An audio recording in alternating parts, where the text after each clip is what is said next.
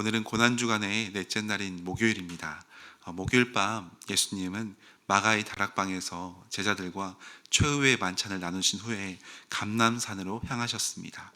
그리고 감람산 서쪽 기슭에 있는 겟세마네라는 동산에 이르러 엎드려 기도하십니다.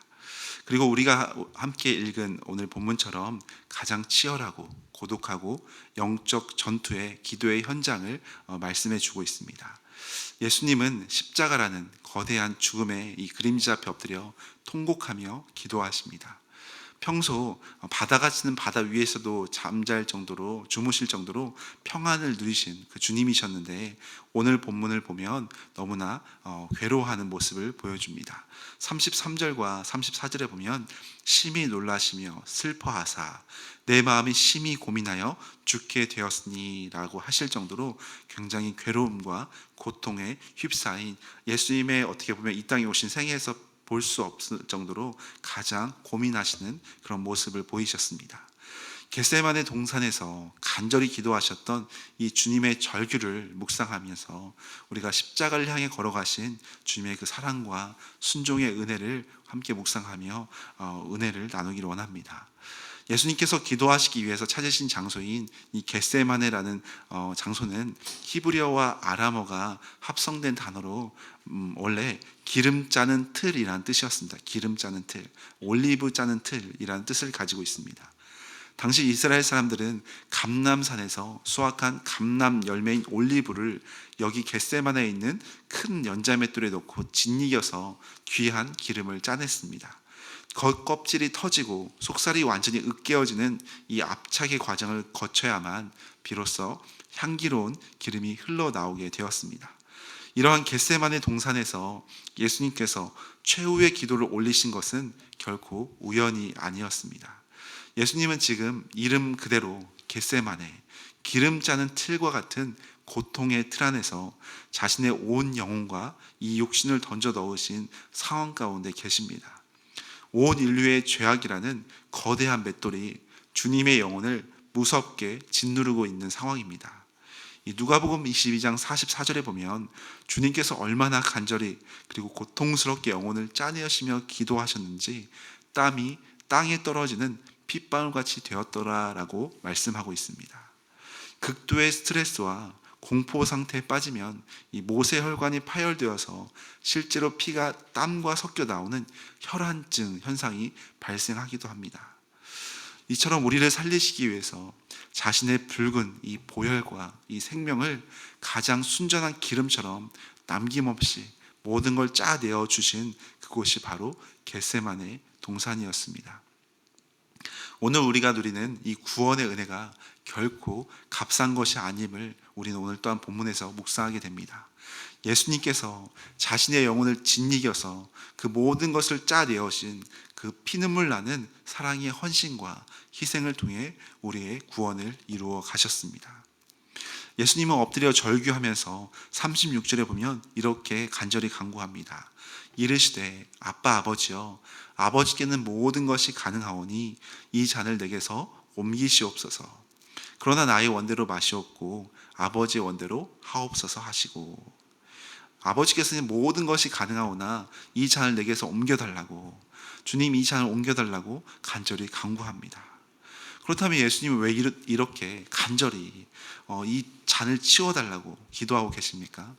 사실 역사 속에서 수많은 기독교인들, 또 수많은 순교자들은 수많은 고난과 어려움과 고통이 있어도 찬송하며 기쁘게 정말 죽음을 이겨나가면서 그렇게 복음을 따르며 증거했습니다.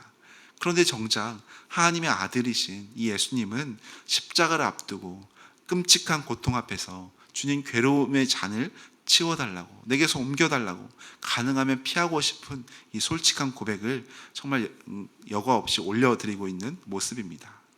주님이 마셔야 했던 이 잔이 단순한 육신적 고통이나 죽음만 의미하는 것은 아니었기 때문입니다. 이 구약 성경 이사야 51장이나 예레미야 25장 등 그런 예언서들을 보면 이 잔을 옮겨달 때 이 잔은 항상 하나님의 무서운 진노와 심판을 의미했습니다. 즉 주님이 마셔야 할 잔은 온 인류가 지은 추악한 죄악을 향해 쏟아지는 하나님의 무서운 진노를 한 몸에 다 받아야만 하는 그런 무서운 잔이었습니다. 그래서 이 부분을 가지고 팀 켈러 목사님은 예수님의 이 고통을 이렇게 묘사했습니다. 순교자들은 죽음의 순간에 하나님이 함께 하심을 누리며 기뻐했습니다. 그러나 예수님은 십자가에서 철저히 하나님의 임재를 박탈당하고 버림받아야만 했습니다. 영원전부터 성부 하나님과 단 한 번도 끊어진 적 없었던 그 완벽하고 친밀한 사랑의 관계가 완전히 끊어지고 대신 영원한 지옥의 저주와 진노를 한 몸에 받아내셨기 때문입니다 라고 설명하고 있습니다. 더욱이 주님께서 가장 사랑했던 제자들 베드로와 야고보와 요한, 이 수제자들 또한 겟세마네에서 깊은 잠에 빠져 주님을 외면했습니다. 하늘의 아버지께로부터 버림받은 것도 너무나 고통스러운데 이 땅에서 함께했던 모든 사랑을 쏟았던 제자들조차 철저히 외면하던 완전한 고립과 버림받음의 길이었습니다. 이것이 바로 예수님께서 우리를 대신하여 들이마셔야 했던 진노의 잔, 고통의 잔이었습니다. 가장 극심한 공포와 이 버림받음의 위기 속에서 예수님의 기도는 겸손히 고백하며 순종의 길로 나아갑니다. 36절 하반절의 고백처럼 그러나 나의 원대로 마시옵고 아버지의 원대로 하옵소서라고 간절히 기도합니다. 예수님의 이 겟세마네의 기도는 창세기에 나오는 첫사람, 이 아담의 에덴 동산의 기도와 모습과 대조를 이루는 그런 상황입니다. 첫사람 아담은 모든 것이 풍족하고 아름다운 이 생명의 동산 에덴에서 아버지의 뜻이 아니라 하나님의 뜻이 아니라 내 뜻대로 내 원대로 하겠다 하며 선악과를 따먹고 불순종하여 죄악을 저질렀습니다. 그 결과로 인류에게 죄와 사망과 저주가 찾아왔습니다.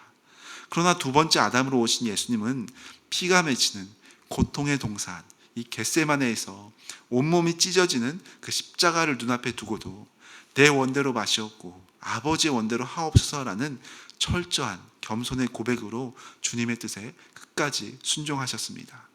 이 순종을 통해 닫혔던 생명의 문이 우리 온 인류에게, 우리 모두에게 열리게 되었습니다. 자신의 의지를 다 내려놓고 성부 하나님의 뜻에 온전히 순종하신 이 주님의 기도가 있었기에 오늘 우리가 구원의 생명을 온전히 누릴 수 있게 되었습니다. 겟세마네의 이 기도는 어찌할 수 없는 그냥 주님의 뜻대로 해달라는 체념의 기도가 아니라 아버지의 선하심을 끝까지 신뢰하는 가장 겸손한 자기 부인의 기도였습니다. 사랑하는 여러분, 오늘 우리의 삶에도 겟세마네의 밤이 찾아올 때가 참 많습니다. 내 힘으로 도저히 마실 수 없는 그런 고난의 잔, 또 피하고 싶은 아픔의 잔, 또 관계의 쓴 잔이 우리 앞에 놓일 때가 참 많습니다. 주님 곁에 함께했던 그 제자들조차 잠들여 버려서 정말 다 떠나가는 그런 상황들처럼 우리 곁에 사람들도 내 아픔을 다 알아주지 못하고 철저히 외로움과 고독 가운데 우리가 놓일 때가 있습니다. 그럴 때마다 우리는 이 겟세마네의 주님의 기도의 모습을, 주님의 겸손의 모습을 우리는 바라보아야 합니다. 나를 위해 기꺼이 진노의 잔을 끝까지 마시고 영혼을 쥐어짜 내면서 피땀 흘려 기도하신 주님께서 지금 우리의 연약함을 채울하시고 함께 하시며 함께 동행하고 계십니다. 제 아들처럼 영적인 잠에 빠져 우리가 넘어지는 자가 아니라 주님 안에 깨어서 기도하는 우리 모두가 되시길 소망합니다. 하나님, 이 잔을 내게서 치워 주옵소서라는 내 뜻과 계획을 넘어서서 마침내 그러나 나의 원대로 마시옵고 아버지의 원대로 하옵소서라는 겸손한 기도, 이런 순종의 기도로 나아가시기를 바랍니다. 그래서 예수님의 순종이 우리를 살렸듯이 우리도 주님의 뜻에 순종하는 마음으로 놀라운 생명의 은혜가 찬란하게 꽃피는 복된 삶의 여정이 되시기를 간절히 소망합니다.